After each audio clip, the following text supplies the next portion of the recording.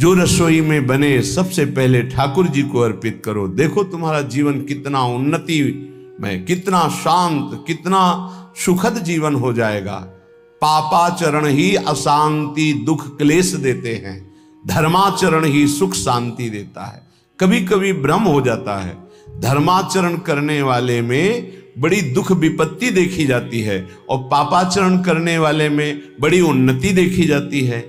तो इसका आंतरिक रहस्य है कि अभी ये धर्माचरण कर रहा है, पीछे उसने जो पापाचरण किए हैं उनका फल लागू हो चुका है उसके ऊपर, इसलिए धर्माचरण करते हुए वो दुख भोग रहा है। और जहां दुख पापाचरण द्वारा प्रदत्त खत्म हुआ और इसके धर्म का प्रभाव आएगा, ये चमक उठेगा, इसका जीवन आनंदमय हो जाएगा। और जो पापाचरण करके उन्नति को दिखाई दे रहा है, उसका पुण्य फल लागू हो चुका है। जहां पुण्य नष्ट हुआ और वर्तमान का पाप और भूत का पाप दोनों जुड़ेंगे तो ये नष्ट हो जाएगा।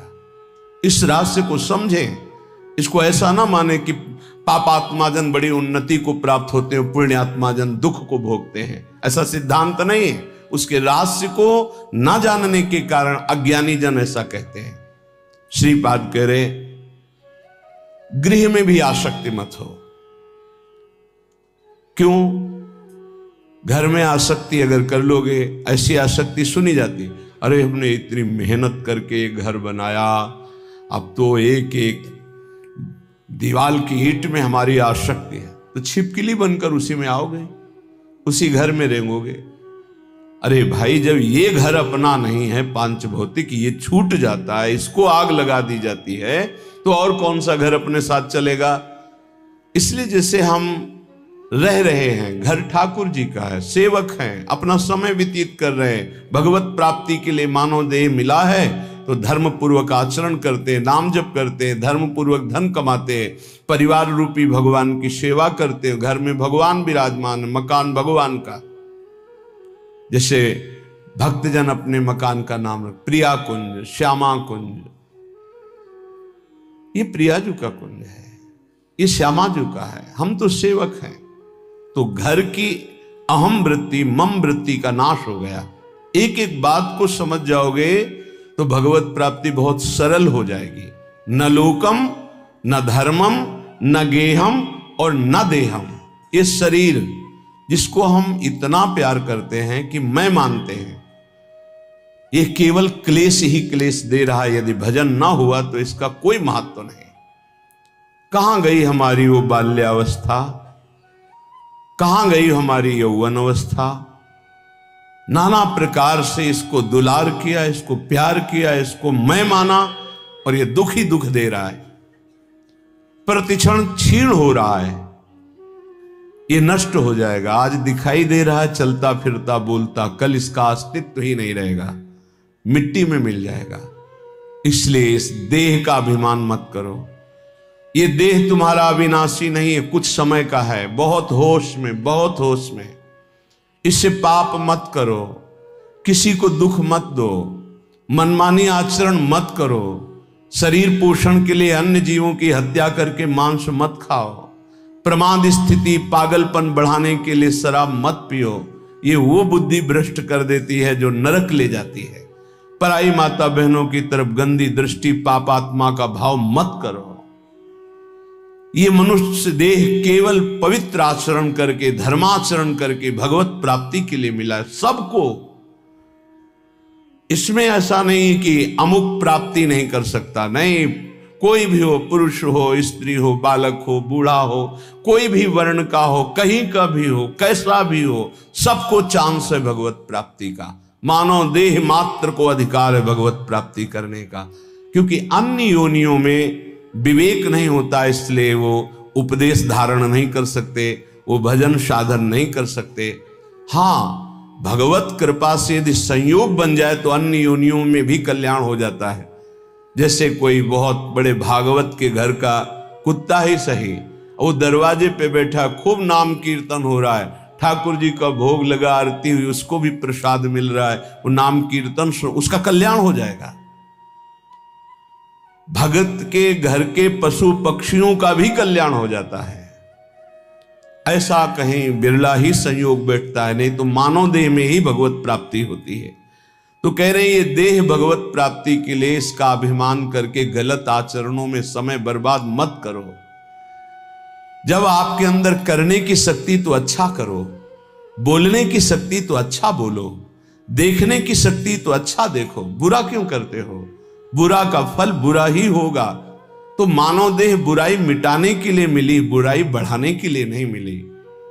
बहुत अपने लोग अपनी महिमा को नहीं समझ पा रहे हैं, दूसरों से आशीर्वाद मांगते घूमते हैं। किसी का आशीर्वाद क्या करेगा यदि हम अपने आचरणों को ना सुधारें, हम अपने को प्रभु के भजन में ना लगाएं, हम शास्त्र आज्ञा से ना चलें, तो दूसरे का आशीर्वाद लागू ही नहीं होगा, लागू ही नहीं होगा। आप हमारी बात को पकड़िए।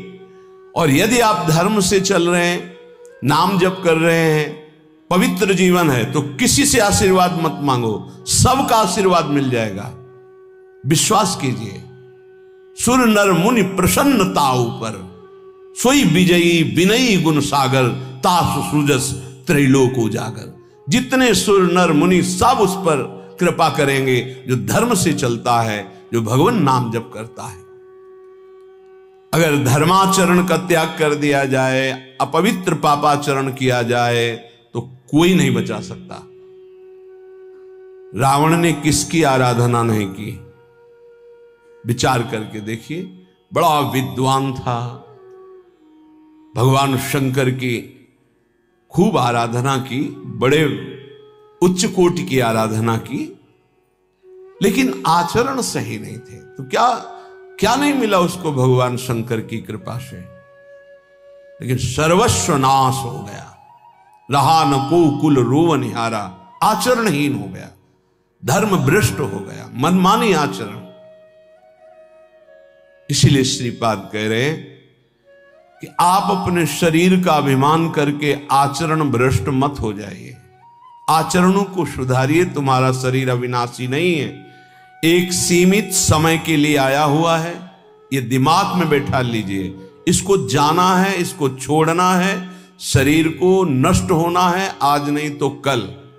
इसलिए ऐसे आचरण कर लो कि तुम्हारी उन्नति हो जाए, तुम दुर्गति से बच जाओ, तुम्हारा पुनः जन्म अन्य योनियों में ना होकर भगवान के धाम में दिव्य रूप से निरंतर अनंत काल तक के लिए सुख भोगो। श्रीपाद कह रहे न निंदाम, किसी की निंदा मत करो, क्योंकि दूसरे की निंदा करने से उसके पाप अपने ऊपर आ जाते हैं। क्यों बेमतलब में पाप की पोटरी बांध रहे हो? पर निंदा के किए ते आवत नहीं कछु हाथ, मूर्ख पर्वत पाप को ले चल अपने साथ। दूसरे की निंदा करने से अपने को मिलता कुछ नहीं है, उसका पाप हमारे ऊपर आ जाता है। बेमतलब पाप की पोटरी, दुख का कारण आप बना रहे हैं। दूसरे की निंदा करने से आप उसको नीचा दिखा पाएंगे क्या? नहीं। अगर वो नीच है तो खुद नष्ट हो जाएगा, अपना उसका कर्म ही उसको नष्ट कर देगा। किसी को कोई नष्ट नहीं कर सकता, उसका कर्म नष्ट करता है। को ना काहू के सुख दुख कर दाता, निज कृत कर्म भोग सुनु भ्राता। हे भाई, यहां कोई किसी को सुख दुख नहीं देता, अपना कर्म ही दूसरे की खोपड़ी में बैठकर जबरदस्ती हमारा अमंगल करवा देगा। हमारा कर्म, हम क्यों किसी की निंदा करके अपने पापों को बढ़ाएं? इसलिए ना निंदा, मना कर, किसी की भी निंदा मत करो। और कह रहे ना स्तुतिम, किसी की स्तुति भी मत करो, प्रशंसा। क्यों? क्योंकि किसी व्यक्ति के गुण से प्रभावित होना संसारिकता है। गुणमानी संसार, सेवकवाणी, गुणमानी संसार और सकल गुण प्रीत बिन। अगर कोई बहुत अच्छा आचरण कर रहा है, भगवान की कृपा है, उसमें भगवान की शक्ति विराजमान, हम उसको नमस्कार करते हैं, व्यक्ति को नहीं। हम व्यक्ति की प्रशंसा नहीं करते, हम प्रभु की प्रशंसा करते हैं। प्रभु ने इसे योग्य बना दिया, बस। अगर किसी व्यक्ति से हम प्रभावित होते हैं तो प्रभु से प्रभावित होने वाला महत्व अंदर जो बैठना चाहिए कि सर्वलोक महेश्वर भगवान हमारे स्वामी हैं, यह हट जाएगा। हमें भगवत भाव की प्रशंसा करनी, ना कि किसी व्यक्ति के पद की, गुण की नहीं। सर्वलोक महेश्वर भगवान कृपा किए हैं, उसको ये सामर्थ्य दिए हैं, जितने अंश में सामर्थ्य दिए हैं उतना वो प्रभावशाली है। पर हम व्यक्ति की नहीं, हम भगवान की तरफ देखते हैं। भक्त का लक्षण होता है वो भगवान की तरफ देखता है, व्यक्ति की तरफ नहीं। तो हमारी कोई बहुत बड़ाई कर दे, भलाई कर दे, कोई वस्तु दे दे, कोई मनोनुकूल कार्य कर दे, तो हम श्री भगवान की तरफ देखते हैं, प्रियाजू की तरफ देखते हैं, उस व्यक्ति की तरफ नहीं देखते कि धन्यवाद आपने, ये संसारिकता है, आपने बहुत बड़ा काम कर दिया, धन्यवाद। नहीं, जय हो प्रियाजू की, इसको निमित्त बनाकर प्रियाजू ने कार्य करा। हमारी आसक्ति प्रियाजू में, किसी व्यक्ति में नहीं। जीवन में यह सिद्धांत समझ लीजिए, यदि व्यक्ति से आसक्त होंगे तो इष्ट का भरोसा छूट जाएगा, फायदा क्या हुआ।